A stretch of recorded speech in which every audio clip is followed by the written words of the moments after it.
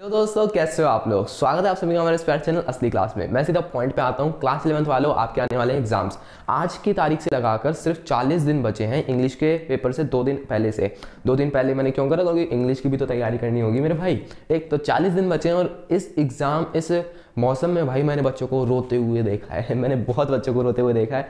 क्या कहते हैं कि भैया एग्जाम में भाई ना हमारी रिवीजन हुई है, ना हमारा सिलेबस कंप्लीट हुआ है, ना हमारे कंसेप्ट्स क्लियर है, तो कैसे होगा, है ना। तो वही सारी चीज़ें आज मैं आपको बताने वाला हूँ। और ऊपर से ये इतना भी नहीं है, उसके ऊपर से ठंड भी है। ठंड के मौसम में आलस को भी मारना है और इसके साथ डिस्ट्रैक्शन।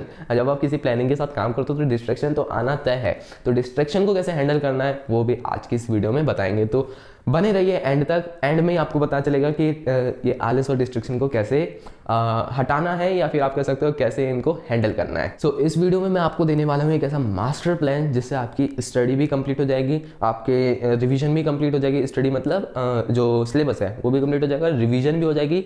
रिवीजन के साथ साथ आलस और डिस्ट्रैक्शन, इन दोनों को भी आप आराम से हैंडल कर लोगे। तो किसी भी प्लान को बनाने से पहले आपको क्या काम करना है वो आप देखते हो। तो आपके पास काम क्या क्या है। बायो के लेट से 20 चैप्टर, फिजिक्स के लेट से 15 चैप्टर है, मैथ्स के भी कुछ 15 चैप्टर है, और बायो केमिस्ट्री के भी कुछ 10 चैप्टर हैं। अब केमिस्ट्री फिजिक्स तो मैंने सब आपको बता दिया। पी का भी बता दिया, सी का भी बता दिया, एम का भी बता दिया, बी का भी बता दिया। तो पीसीएमबी का मैंने बता दिया। अब पीसीएमबी में भी 2 ब्रांच आ जाती है। एक मतलब 3 ब्रांच आती हैं साइंस में, पीसीएम, पीसीबी एंड पीसीएमबी। तो मैं पीसीएमबी वालों के लिए बता रहा हूँ। तो आप समझ जाना कि आपको अगर आप पीसीएम वाले हो तो आप बायो वाला काम हटा देना, और अगर आप बायो वाले हो तो आप मैथ्स वाला काम हटा देना, और अगर आप दोनों हो तो आप दोनों करना, जो कि मैं आपको बता रहा हूँ। सो काम को आपको क्या करना है, काम को आपको डिवाइड कर देना है। आपको अल्टरनेट डेज में सेट्स बनाने हैं। जैसे मैं अगर अपनी स्ट्रेटेजी बताऊं तो मैं स्ट्रेटेजी कैसे करता था। जैसे मेरे पास एक छोटी सी डायरी होती थी। आप छोटी सी डायरी लेना चाहो वो ले लो, 10-20 रुपए की आती है। और अगर आपको कोई प्रॉपर डायरी चाहिए तो वो ले लो, ठीक। अब नया नया जोश है भाई, नया नया जोश है। एक तो पहली बात एग्जाम भी आ रहे हैं तो उसका भी जोश है कि एग्जाम में फोड़ना है। उसके साथ साथ नया साल भी है तो पढ़ने का भी जोश है। तो इसको क्यों ना आपको एक रोड मैप दे दिया जाए, इस पूरे जोश को एक दिशा दे दी जाए, जो कि एकदम ठीक सटीक, एकदम मछली की आंख में, जैसे अर्जुन का तीर मछली की आंख में लगा था ना, वैसे ही आपके जो एग्जाम के रिजल्ट हैं वो आपको एकदम दिल छू जाए, है ना। ऐसा होना चाहिए, बिल्कुल होना चाहिए। अब पेन और पेपर उठाइए। फिर उसके बाद अपने आज की डेट लिखिए। डेट के बाद जो भी आप जैसे मैं अगर अपनी बात बताऊं तो मैं पेन कॉपी उठाता था, कॉपी से इधर लिखा, जैसे डेट लिखी आज की। फिर फिजिक्स में मेरे को क्या करना है, तो फिजिक्स में अब रिवीजन करनी कैसी है, तो मैं आपको सब्जेक्ट वाइज बताता हूँ। पहले फिजिक्स का देखते हैं। फिजिक्स में आपके हैं कुल 15 चैप्टर, है ना। 7-7 पहली बार दोनों बुक में 7-7 चैप्टर, 14 चैप्टर मैं 15 लेके चल रहा हूँ नॉर्मली, ठीक। तो 15 चैप्टर है। अब 15 चैप्टर अगर आप अल्टरनेटिव डेज में करोगे, एक चैप्टर रोज, तो आपके 30 दिन में कंप्लीट हो जाएंगे। हमारे पास दिन कितने थे, 40। और फिजिक्स का सिलेबस कितने कंप्लीट हो गए, 30 दिन में। और मैं उन दिनों को बिल्कुल नहीं गिन रहा हूँ जो आप अक्सर गिना करते हो कि पेपर के बीच में भी तो दिन है, इन्हें भी तो गिनो, लेकिन उनको नहीं गिनना होता। वहाँ पर आपको करने होते हैं PYQs। 40 दिन है और 30 दिन में हमारा फिजिक्स का जो सिलेबस है कंप्लीट हो जाता है। एक चैप्टर अब करना कैसे है, तो अगर आपने जो चैप्टर कर रखा है उसका अगर आपको सिर्फ रिवीजन करनी है तो आप क्या करोगे, उसके इंटेक्स क्वेश्चन और उसके एनसीईआरटी के क्वेश्चंस लगाओगे। एंड अगर आपको चैप्टर भी नहीं आता है, तो आप उसका वन शॉट देखो। 1-2 घंटे में वन शॉट देख के खत्म करो। 2x पे देखो, 2x से भी अगर बड़ी स्पीड आती है तो उस पर देखो, लेकिन खत्म करो, ठीक। अगर आपकी ग्रेस पे आपकी क्या बोलते हैं, जो नरेटर बोल रहा है उसको पकड़ने की एबिलिटी काफ़ी ज़्यादा है, ग्रैप्स करने की, नॉलेज ग्रैप्स करने की काफ़ी एबिलिटी काफ़ी ज़्यादा है, तो आप 2x पे देखो। और भी बड़ी स्पीड आती है तो उस पर देखो, आप चैप्टर खत्म करो उसका वन शॉट खत्म करने के बाद डायरेक्ट आप एनसीईआरटी के इंडेक्स क्वेश्चन लगाओ, एनसीईआरटी के क्वेश्चंस लगाओ, एंड वहीं पे आपकी रिवीजन भी हो जाती है समाप्त, और आपका चैप्टर हो जाता है समाप्त। इस कार्यक्रम में आपको ज़्यादा से ज़्यादा 3 से 3.5 घंटे लगेंगे, ठीक। अब फिजिक्स के साथ फिजिक्स हो गया। अब फिजिक्स के ये तो हो गया कि आपको चैप्टर कंप्लीट कैसे करना है, ठीक। तो ऐसे आपको चैप्टर कंप्लीट करना है। अब फिजिक्स आपका कंप्लीट हो जाएगा, ऐसे रिवीजन भी हो जाएगी, सिलेबस भी कंप्लीट हो जाएगा, एंड PYQs आप फिजिक्स इंग्लिश और जो फिजिक्स के पेपर के बीच में 4 दिन हैं उनमें आप PYQs भर के लगाओ। और आपने इतने सारे क्वेश्चंस कर लिए, आपको पता नहीं है कि कौन कौन से क्वेश्चन आने हैं। तो आपको एक अंदर की बात बताऊं, अभी मैंने कल परसों तो नहीं, काफ़ी दिन हो गए, काफ़ी दिन पहले मैंने ओलंपियाड दिया था क्लास 11th का ही, तो मैंने वहाँ पे देखा था कि जो जो क्वेश्चन है ना उसमें भाई हर एक क्वेश्चन उसका गूगल पर है। तो आप समझ रहे हो ओलंपियाड के लेवल तक के लिए भी कोई नया क्वेश्चन नहीं बन रहा है, उसके लिए भी जो प्रीवियस क्वेश्चन जो रखे पड़े हैं उन्हीं को उठाकर एक सेट बना के दिया जा रहा है। तो आप इससे क्या समझे, इससे आप समझे कि कोई भी नया क्वेश्चन नहीं बनाया जाता है, जो प्रीवियस ईयर के क्वेश्चन होते हैं वही उठा के दिए जाते हैं। और ये चीज़ आपने एक्सपीरियंस भी करी होगी अपने हाफ ईयरली के एग्जाम्स में। याद करो कितने ही क्वेश्चन आपके प्रीवियस ईयर हाफ ईयरली के एग्जाम से एकदम डायरेक्ट टू डायरेक्ट उठ के आए थे, और इवन दो इंटेक्स क्वेश्चंस भी आपके उठ के आ रखे हैं और एनसीईआरटी के एक्सरसाइज क्वेश्चंस भी आपके उठ के आ रखे हैं। इसीलिए मैं कहता हूं एनसीईआरटी के इंटेक्स क्वेश्चन और एनसीईआरटी के एक्सरसाइजेस के क्वेश्चन आप बिल्कुल भी स्किप मत करना, ठीक है। तो ये हो गया एनसीईआरटी के बाद फिजिक्स के बाद फिजिक्स के क्वेश्चन हो गए। फिजिक्स का पार्ट अब साइड रखते हैं, अब बात करते हैं केमिस्ट्री के। तो केमिस्ट्री का है, केमिस्ट्री एक बहुत बड़ा वास्ट सिलेबस है उसका। मतलब आप ये समझ लो, इसी बात से समझ सकते हो कि उसके एक चैप्टर को चैप्टर नहीं यूनिट कहा जा रहा है। तो आप समझ सकते हो कि भाई कितना ज़्यादा वास्ट सिलेबस है। तो केमिस्ट्री का आपको क्या करना है, एक चैप्टर को आधा डिवाइड कर देना है। आधा चैप्टर जैसे आज पढ़ना है और उसके क्वेश्चंस करने हैं, आधा चैप्टर कल पढ़ना है, देन उसके क्वेश्चंस करने हैं। अब उस चैप्टर से भी कैसे पढ़ना है, ये नहीं कि पहले थ्योरी पढ़ने लग जाओ और आधा चैप्टर पहले थ्योरी में पूरा टाइम निकाल लो और फिर क्वेश्चन बाद में कर रहे हो। जैसे आपने एक टॉपिक पढ़ा देन उसके क्वेश्चन करे, फिर एक टॉपिक पढ़ा देन उसके क्वेश्चन करे। अब आप कहोगे सर ऐसे क्वेश्चंस मिलेंगे कहाँ? तो एक बुक आती है मार्केट में MTG NCERT finger tips, and again ये एक पर्सनल ओपिनियन है, कोई भी स्पॉन्सर नहीं है, ठीक। पर्सनल ओपिनियन है, भैया की तरह ओपिनियन दे रहा हूँ कि आप क्वेश्चन लगाओ। उस बुक की मेरे को ये बात बढ़िया लगती है कि उसमें टॉपिक वाइज क्वेश्चन है। अगर बच्चा सिर्फ चाहे कि मेरा ये टॉपिक स्ट्रॉन्ग नहीं है, मेरे को ये टॉपिक स्ट्रॉन्ग करना है, तो वो एनसीईआरटी से पढ़ के उधर फिर जाएगा और वहाँ पर वो क्वेश्चन सारे लगा लेगा, ठीक है। एंड डायरेक्ट रेफरेंस बुक पे भी हमें नहीं कूदना है, हमें पहले एनसीईआरटी करनी है, देन उसके बाद हमें कोई और काम करना है। और एनसीईआरटी के भी अगर आप बैक एक्सरसाइज और इंडेक्स क्वेश्चन लगाना चाहो तो लगा सकते हो, केमिस्ट्री के लिए कहूँ तो, ठीक। तो केमिस्ट्री की भी बात हो गई। अब केमिस्ट्री का ऐसे आधा चैप्टर करने क्यों कहा मैंने, आपको पता ही है चैप्टर बहुत बड़े हैं और लेट से 10 चैप्टर हैं और 10 चैप्टर एक चैप्टर के लिए आप 2 दिन दे रहे हो तो 20 दिन में आपके कवर हो जाएंगे।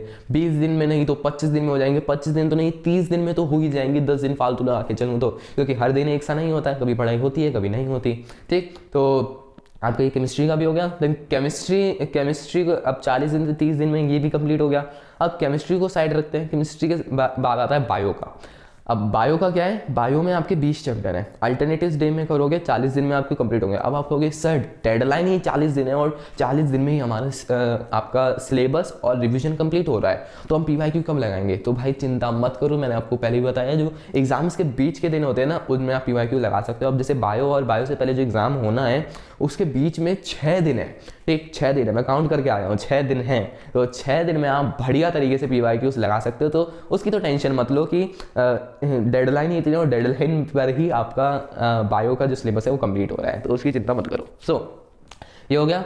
अब इसके बाद बायो आपने पढ़ ली। बायो के बाद हम मैथ्स पे आते हैं। मैथ्स के भी कुछ 15 चैप्टर हैं, 15 चैप्टर अल्टरनेटिव डेज में करोगे। और पहली बात बायो करनी कैसे है, केमिस्ट्री का मैंने बताया, फिजिक्स का मैंने बताया, सर बायो का भी बताओ। तो देखिए बायो में आपका थ्योरी बेस्ड सब्जेक्ट है, ये थ्योरी पढ़ो, इसके जो क्वेश्चंस लगाओ और क्वेश्चंस में जो क्वेश्चन लगाओगे ना आप, तो आपको समझ आएगा कि आपको कौन सी चीज़ याद है कौन सी चीज़ नहीं याद है। जो चीज़ नहीं याद है उसे आप दोबारा याद करो। और बायो के इस काम को करने में आपको मुश्किल से मुश्किल एक चैप्टर को 2 घंटे लगेंगे। क्या कि एक चैप्टर लेट से आपने 1 घंटे में पढ़ लिया, फिर उसके बाद पढ़ते पढ़ते कुछ याद भी तो हुआ होगा, है ना। पढ़ते पढ़ते इन द सेंस ऐसे नहीं कि सिर्फ रीड करते चलेगा कि हाँ biology is the main branch of science, ऐसे नहीं।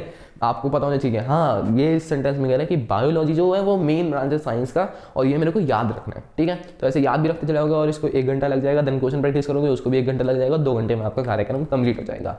उसके साथ आप मैथ्स का, फिर अब बायो हो गया। बायो के बाद अब आते हैं मैथ्स पे। मैथ्स का क्या करना है, अगर आपने बिल्कुल भी छुए नहीं है तो लेक्चर देखिए। लेक्चर के बाद जो भी टीचर के आप लेक्चर्स देख रहे हो वो टीचर से कुछ क्वेश्चंस करा रहे होंगे, क्वेश्चंस करिए। और लेक्चर ज़्यादा लंबे मत देखना, पहले कह दे रहा हूँ कि आप 3-3, 4-4 घंटे के लेक्चर देखने लग जाओ। हाँ केमिस्ट्री में चल जाते हैं लेकिन मैथ्स में इतना नहीं चलता। मैथ्स में आपने लेक्चर देखें, जो क्वेश्चन कराए हैं वो करें। उसके बाद एनसीईआरटी स्किप बिल्कुल भी मत करना, क्योंकि हाफ ईयरली में भी आप देख चुके हो कि रेंज और डोमेन वाले क्वेश्चन सीधा एनसीईआरटी से उठ के आए थे और काफ़ी सारे ट्रिग्नोमेट्री के क्वेश्चन भी एनसीईआरटी से उठ के आए थे। अब जिन्होंने एनसीईआरटी करी होगी उन्होंने वहाँ भी क्वेश्चंस करे होंगे और जिन्होंने एनसीईआरटी नहीं करी होगी, स्किप कर दी होगी, किसी और रेफरेंस बुक में चले गए होंगे, उनसे नहीं हुए होंगे क्वेश्चन। तो एनसीईआरटी बिल्कुल भी आप कह सकते हो स्किप मत करना। अब बायो के लिए रेफरेंस लगानी है, मैथ के लिए रेफरेंस लगानी है, वो आप देख लेना।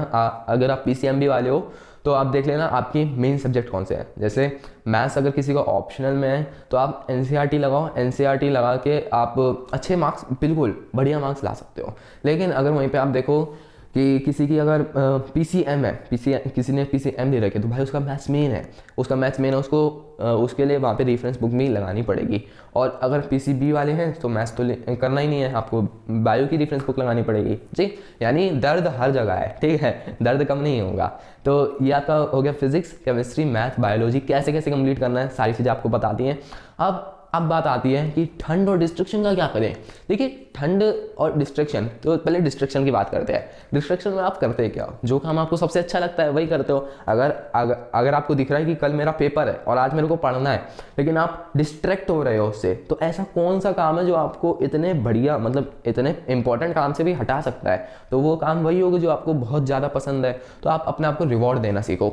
आप पहले टास्क कंप्लीट करो, आप अपने दिमाग को आप बेवकूफ़ बनाओ कि हाँ भाई सुन भाई, सिंपल सी बात है, टास्क पहले कंप्लीट कर लेते हैं, फिर उसके बाद अपना रिवॉर्ड पे, फिर उसके बाद अगर रिवॉर्ड के तौर पे उस डिस्ट्रैक्शन को, तो जैसे अगर आपको सोना पसंद है आप सो जाओ, आपको एनिमे देखना पसंद है आप एनिमे देखो। फिर उसके बाद अगर आपको कोई मूवी देखनी है, कोई बढ़िया सी कोई चैटिंग वैटिंग करनी है ना, इंस्टाग्राम पे रील स्क्रॉल करनी है, तो वो आप करो। ठीक, करने के लिए मना नहीं है, लेकिन पहले टास्क कंप्लीट करो, देन रिवॉर्ड के तौर पे अपने आप को दो। इससे क्या होगा कि खुद का कॉन्फिडेंस भी बना रहेगा। कॉन्फिडेंस बनना रहना बहुत ज़रूरी है। अगर कॉन्फिडेंस जहाँ गिरा आप भी गिर जाओगे, आपका रिजल्ट भी गिर जाएगा। सो नाउ अब करना कैसे है, देखिए मैंने आपको बता दिया, आपको एक फ्रेमवर्क दे दिया। अब मैं आपको बताऊं कि सेट बनाने हैं आपको, अल्टरनेटिव्स जिसमें बनाने हैं। जैसे अगर आप आज से शुरू कर रहे हो तो आप फिजिक्स और केमिस्ट्री लो आज के दिन।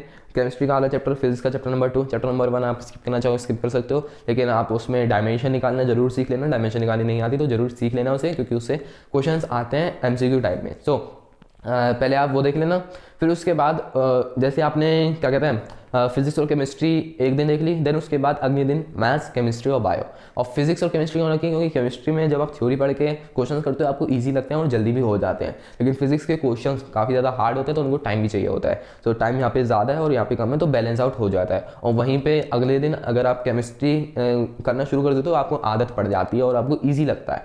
ठीक, तो इसीलिए बायो तो एक थ्योरी सब्जेक्ट है, तो उसमें तो ज़्यादा दिमाग लगाना ही नहीं है, सिर्फ याद करना है। और फिर उसके बाद केमिस्ट्री में दिमाग लगाना है, देन उसके बाद मैथ्स में आपको प्रैक्टिस करनी है। ठीक, तो अगर पीसीएमबी वाले हो तो फिजिक्स केमिस्ट्री एक दिन, देन उसके अगले दिन बायो केमिस्ट्री मैथ्स। अगर पीसीएम वाले हो तो फिजिक्स केमिस्ट्री अगले दिन मैथ्स कर सकते हो और केमिस्ट्री साथ में रहेगा ही। और बायो वाले हो तो physics chemistry then bio chemistry, ऐसे आप कर सकते हो।